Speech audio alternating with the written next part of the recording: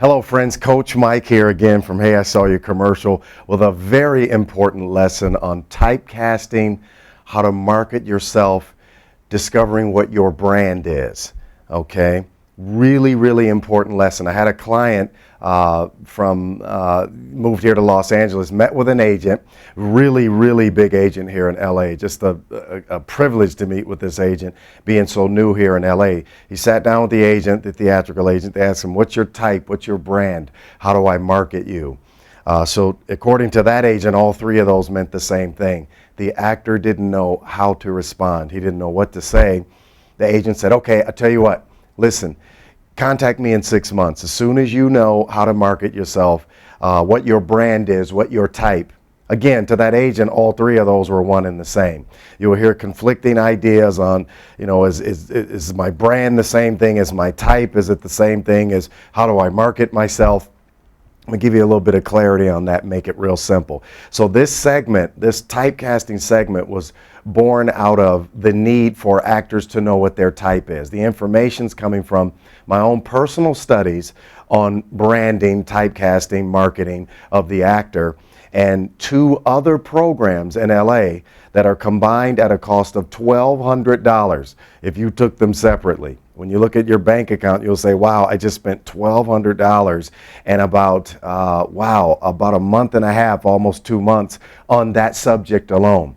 We're going to cover it here in a short time. Okay, so that's where this information is coming from. I simply squeezed all the important information out of what it is in those programs and my own development, what it is exactly that you need to know. Okay, I'm not going to give you a whole bunch of stuff that's confusing and not relevant. I'm going to give you only the most important, relevant information that you need to know. All right, long way to go, short time to get there. Let's get rocking.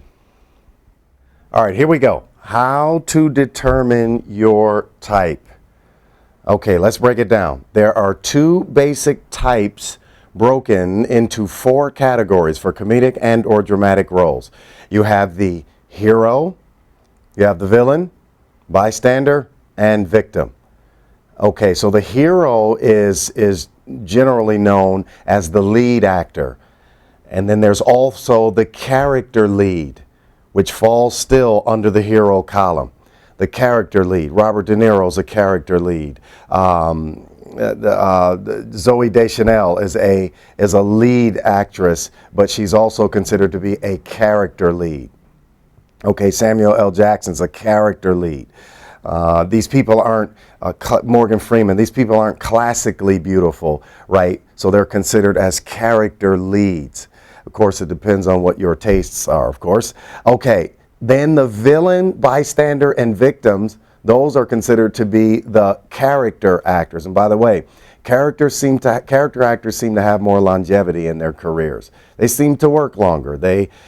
When they're not lead actors, so the success of the show doesn't necessarily fall on their shoulders. If it flops, then it's like they can just move on and play other supporting roles, as opposed to a Denzel, a Will Smith, some of the different lead, like more what they may consider as handsome actors, right? So if those people have too many flops, even a Jim Carrey, which is still a character lead in my opinion, but he's a lead actor, if he has too many flops, then people are going to say he's washed up. And if Angelina Jolie has too many flops, Tom Cruise, these people. Okay, so you see the categories here. And once again, every one sheet I show you is going to be available on the PDF one sheet window. So I need you to print these documents out. They are available to you, but you have to print them out. Okay, so you see the ideas here. Look at the victim. The victim, you don't want to make a career out of being a victim, because the victims oftentimes get killed early in the movie or in the TV show, and then that show is built around trying to solve the murder. You make a quick exit in 7 to 10 minutes, if that much time. Look at the bystander. Bystander is another term for guy or girl next door. So you need to understand these terms, so print them out for further study. Okay, now you must ask yourself, are you more of a comedic actor or a dramatic actor? You must determine which categories above interest you the most. You'll need to know in which area is your strength. Now this is really important what I'm about to say. When I first moved to LA, I didn't focus on my strengths because my acting coaches said I need to work on my weaknesses. But yet my agent signed me based on what they believed I could do best, which was my strengths. So, but I needed more practice in that area. I needed to learn audition co-reading technique. My acting coach would have me doing my weaknesses in the classes. Right? So I wasn't even developing further strengthening what I was already good at, or even developing strength in what I was good at. So I'd actually go out on auditions, right? And I didn't even know how to, I couldn't even do one line. I couldn't do 3 lines, 4 lines, right? Because I had no practice in that area. I wasn't being coached in that area. Because I'm in my acting class learning how to be a gangbanger, learning how to be a bad guy, growing a 5 o'clock shadow so I can look like I'm a mean mug guy, right? I should have been fine-tuning or developing even more strengths in the areas of what my agent was sending me out on. This is really important, okay? Because actors will sit in the class and end up doing work. They'll work on copy and text that they have no business working on. They'll work on scripts that it's like, wow, this isn't even what I'm being cast for. Right? So you must make sure when you're in your classes, you understand your type, you understand what your strengths are. You do need to work on your weaknesses, but you're going to work faster in your career by developing your strengths even more. Then you begin to work on your weaknesses. Now, I'm not telling you this from an acting coach's point of view. I'm telling you this from an actor who failed miserably when he moved to Los Angeles because I couldn't figure out how the game worked. And then when I figured it out, voila, I start working. All right. Leading male actress attributes. All right. Must appear, notice that word is bold and underlined, all right, and italicized, appear to be heterosexual. I didn't say you have to be, it must appear that way. When you're a leading male, when you're a handsome male, a beautiful male, you look great, right? The women want their beautiful men. They want their lead real men, as they still call it. I'm not talking about politics. I'm not talking about no hate on 8 and all this kind of stuff. I'm talking about how Hollywood works. When you look at a leading male actor, right? If they're handsome, good looking, if it's a Brad Pitt, if it's a Bradley Cooper, if it's a Denzel, if it's a Idris Elba, these people, the women love their leads, right? I'll show you an example of this in a hot second. All right, must be confident but vulnerable. Vulnerable doesn't mean you're weak, it means you're accessible. Women love accessible men. Must have charisma. Should have a sense of humor and seem smart. You don't actually have to be smart, you just need to seem smart, right? Just know a little bit about a bunch of topics and a few worldly topics and a couple of bookmark topics and stuff like that, right? Just seem smart. Speak eloquently, listen to other people. Even listening, not even speaking, can cause you to seem smart as well. Must appear to be a great catch for almost any woman. Now let me show you what I'm talking about. Right, People magazine does this thing, right? The sexiest man alive. Look who's on the cover. Look who else is on the cover, right? At the bottom right. Okay, so do you know of these 2 guys to be gay? Right? No, because if they were gay, it's going to break the women's hearts. Now, I'm not talking about character actors. We're going to cover that in a second. Character actors can get away with whatever they want to. If these guys come out of the closet, I'm not saying that's what they are. I have no idea what they do in their personal life. Personally, I like these guys, right? I think they're great. I haven't heard any rumors about them. And personally, I doubt that you will, right? I believe they're all men, as they call it, as well as these guys right here. See this? As far as I know, none of these guys, okay, have come out of the closet, right? So as far as I know, and you look at these guys and the ladies know, oh, those are real men. We love those men, right? Okay, so that is what this guide, they do this every year, Sexiest Man Alive. And to spare you the details, all 123 men, I vetted, I looked all over it, right? And it's like, nope, as far as I know, right? None of them are gay. So this is what I mean, right? Now, I'm not saying, I'm not going to get political on you here, but I'm saying the lead men, once you come out of the closet, then you lose your female base, right? The women are not going to think about you and dream about you at night when they go to sleep when you come out of the closet. They may not rag on you. They're just, imagine Brad Pitt coming out of the closet, right? He's going to lose his female fan base. I doubt he'll get hate mail. That's not PC today, no matter how a person feels about it, right? But he comes out of the closet, he loses female fan base, right? So, leading female actress attributes should be considered as beautiful and talented, must be confident and charismatic, must be in great shape, must be comfortable with being a woman that is desired by men of all types, right? So, you know, most females only have like a couple of different types of men that they even want looking at them. The rest, they want them to leave them alone, right? But you have to be comfortable with being a woman that is desired by men of all types. These are your raving fans. These are the ones that'll get their, their ladies and stuff, and they'll go to the movies. They'll get these couples to go to the movies, and if they have children, let's go to the movies. Hey, you know what? I like that female. I like Angelina Jolie. I like Halle Berry. Come, wife, come to the movie. I want to see that movie, right? So you can't be upset because you're desirable. All right. Now, character actor attributes, totally different, right? Must be comfortable in their own skin about their looks, which may be considered as average, right? So the look is different. Neil Patrick Harris doesn't look like Brad Pitt, right? But see, he can come out of the closet and say, hey, I'm gay and I'm married to this man. No one's going to rag on him because he's not a heartthrob. So he can do that, right? Must take full ownership of how they may be described. Nerdy, overweight, too tall, too short, skinny, big nose. I have to work with my actors, my commercial actors and my theatrical actors often on this topic because they don't like the way audition notices describe them and what the audition notice is looking for. And they'll say, Coach Mike, I have an audition. Look at this. They said they're looking for fat, overweight white girls. They're looking for nerdy white boys with thick rimmed glasses, stuff like that, and they get upset about it. Well, that's what casting wants. That's what the producers want. They're not going to apologize over what it is that they're looking for, right? So you must be comfortable in your own skin about how you look, right? And you can't play small when you audition and or work with the beautiful lead actors. When you're around the beautiful leads, you can't play small, act like you don't matter, shrink into the corner, turn mousy, right? You got to stand tall. You got to stand your ground, right? It's great.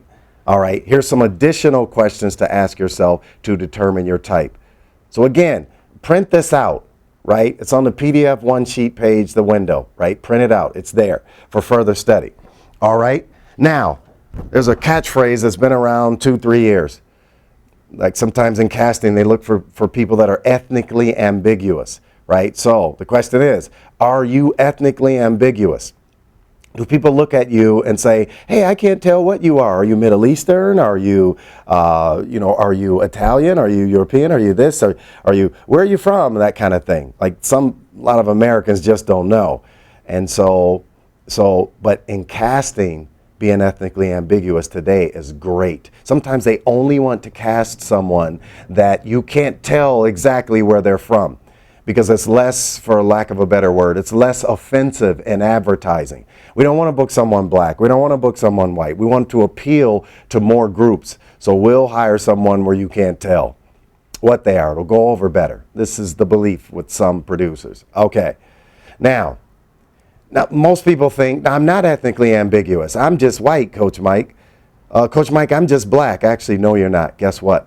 I'm going to show you how to create ethnic ambiguity. It's absolutely brilliant.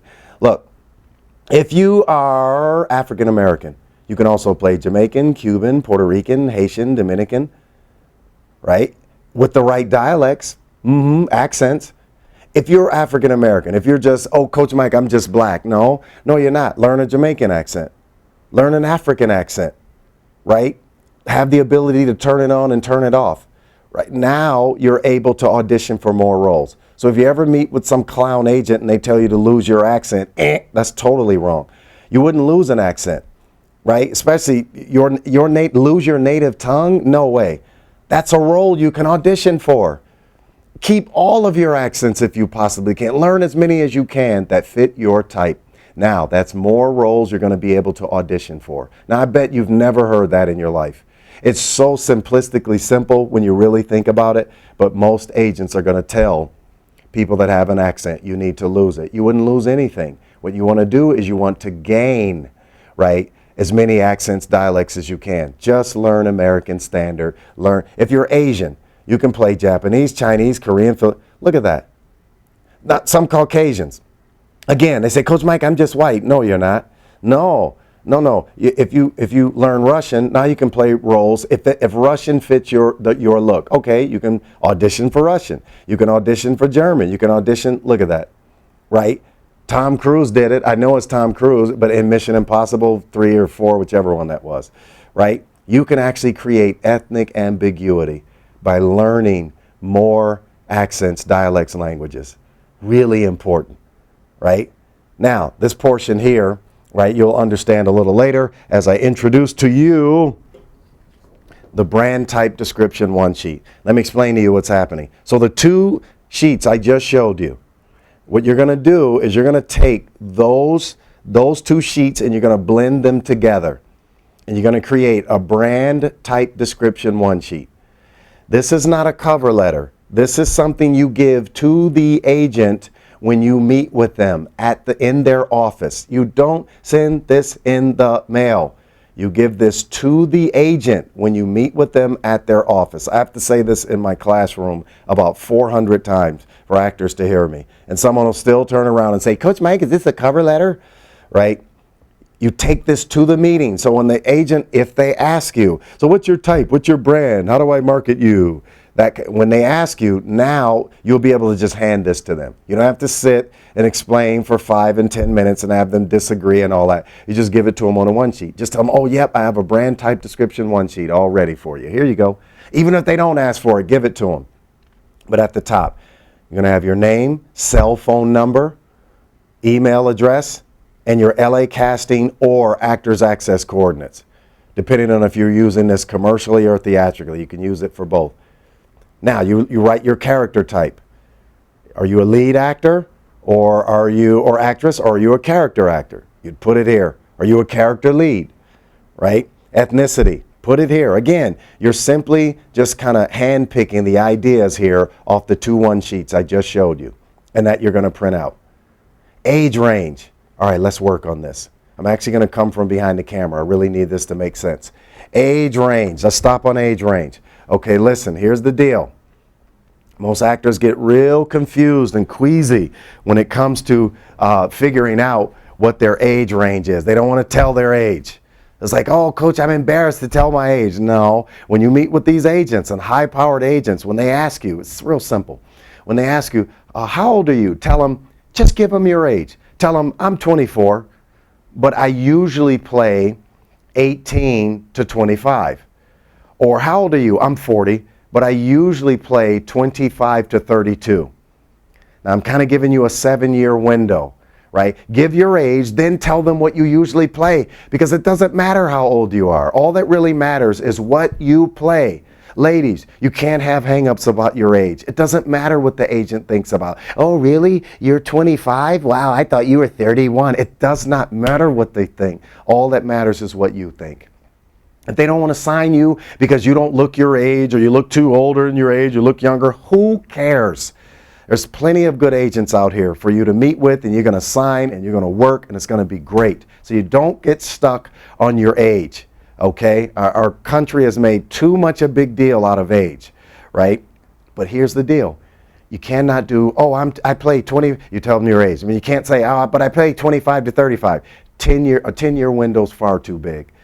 That's too much of a big gap, 25 to 35.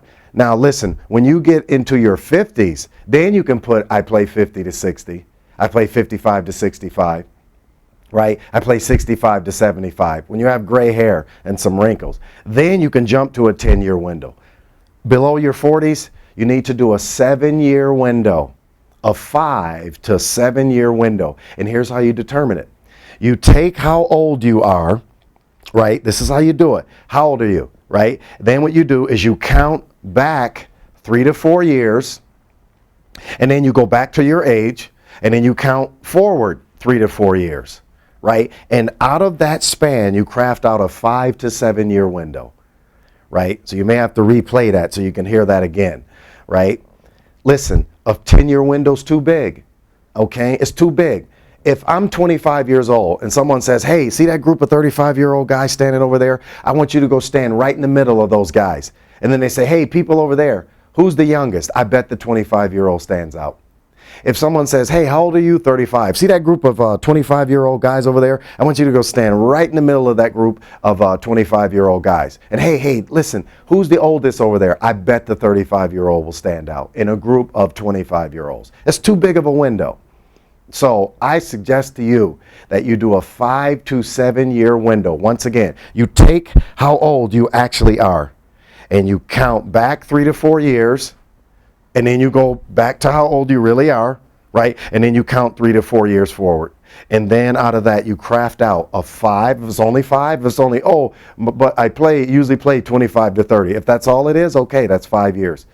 But you can craft out a 5 to 7 year window. Listen, this doesn't work for everyone because some people just don't look their age. They look older or they look younger. You're going to have to determine that. But for people that pretty much look their age, or they can, when that 5 to 7 year window applies, do it, right? But when you meet with an agent and they say, how old are you? Don't hesitate, because they can tell.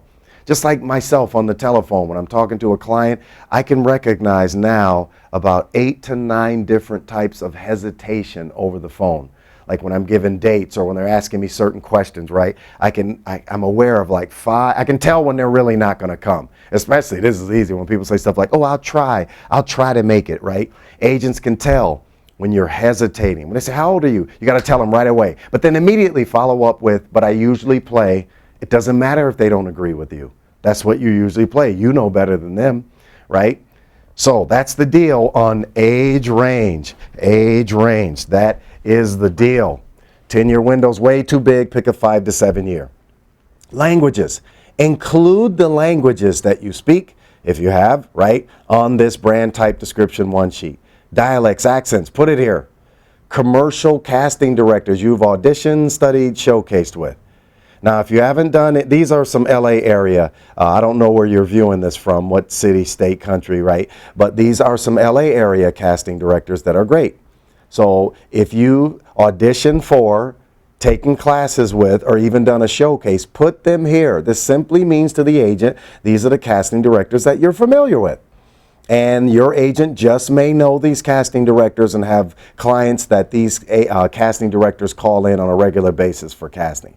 It doesn't make it look like you just got off a Greyhound bus, but that you do have some experience and know-how here in the LA area. Also, in case they want to represent you across the board, include any TV film casting directors that you've done the same with. And at the bottom, if there's room, you can put well-trained, always on time, audition ready. This is great. I'll say it again. This is not a cover letter. This is a brand type description one sheet that you take to the meeting with you. Now, let's talk about cover letters. In the the window on headshots, in the headshots window, right, it's about an hour and 4 minutes, you saw a very generic cover letter, and hopefully you printed it out from the PDF one sheet page window, right? All right, so this is a different type of cover letter, a little more humorous, right? All right, so I'm going to show you a couple of different versions of this because this is just the basic info here. An agent's top 5 reasons for signing Jane Jack Smith. Of course, your name goes there. Well-trained, audition ready, great personality, always ahead of time. That's the new on time. I'm sure you know that the new on time is ahead of time, and on time is late, and late is awful. He will exude professionalism for her, himself, and his agency. He will buy you a 2014 Bentley Coupe after he books his first national. All right. Bonus reason. Of course, this is unisex. That's why I'm doing that. Okay, it applies to male, female. Bonus reason. Unlike many actors, I really understand my type and how to effectively market me. Okay, and then again, there's that information right there. Now, it says right here, let's get started on that Bentley delivery. Now, they know you're not going to buy them a vehicle, right? This shows that you have a sense of humor, right? Number 5, you got a little bit of a sense of humor, right? Okay, now, this is the generic information. Let's show you how to dress it up. But before we do that, let me show you something. Put it on colored paper. Don't put your cover letter on just white paper. They may not even read it. They know it's a cover letter. They know what it is, right? But if it's on colored paper, they might just open it up. Men use blue, ladies use pink. Now, if you're good with graphics, let me show you something.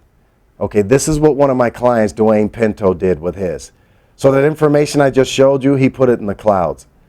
Look, an agent's top 5 reasons for signing Dwayne Pinto. Well-trained and audition ready. Great personality. Always ahead of time, the new on time.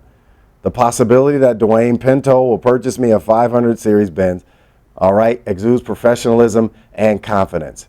Bonus reason is there. And again, there's that character and type branding information right there. That's great. See, I'm not great with graphics, right? But maybe you are. So you should try this. This is great. This is a nice kind of way to dress up that information, one sheet that I just showed you on a different type of cover letter to send other than the one that I showed you in the headshots window. All right. So typecasting and branding. Folks, now that may seem real simple, what I just showed you. That may seem, man, that seemed too simple, right? And it is simple. It's really simple stuff. Okay, it's just, I don't want you to complicate it. You cannot complicate it. Actors complicate things and make things miserable, right? Keep it just that simple. My clients have been using that for 2 years now, ever since I started doing typecasting and branding. They've been using it for about 10 years. Man, it works. So use it, okay? All right, once again, Coach Mike here. Hey, I saw your commercial. And let's get ready now for the next lesson. Bye for now.